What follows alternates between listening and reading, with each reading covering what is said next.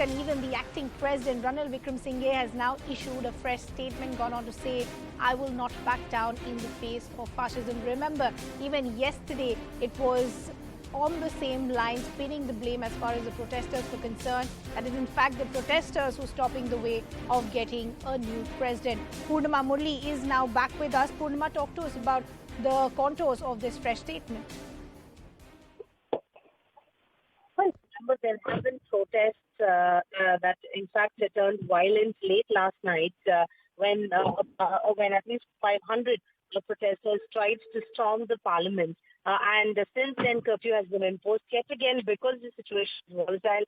The curfew has once again been imposed till 5 a.m.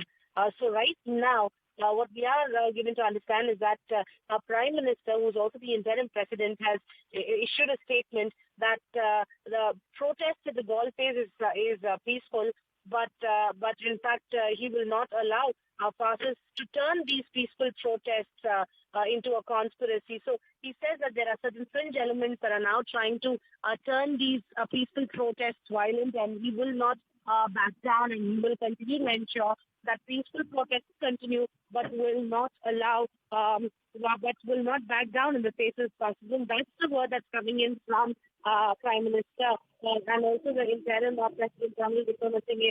As we are watching the developments that are taking place over the last 24 hours, even as Gotabaya Rajapaksa has not tendered his resignation.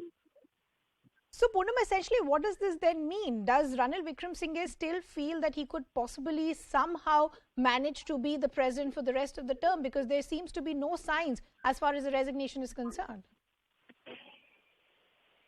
Well, at the moment, it looks like President Gotabaya will only submit his resignation once he reaches Singapore. But that also protesters say they should wait and watch, because over the last 24 hours, they say they've been patiently waiting for it, but no, it's not happened. And in the meantime, they say that it's just an eye wash, because Ranil has been appointed as the interim president in the absence of Gotabaya Rajapaksa. So that, they say, is only making everyone confused, because they want to ensure that Parliament convenes and appoints another person for the top post and not Ranil Wickremesinghe, which is why code is growing louder for Ranil Wickremesinghe's resignation as well. Purnima, thanks a lot for getting us all those details.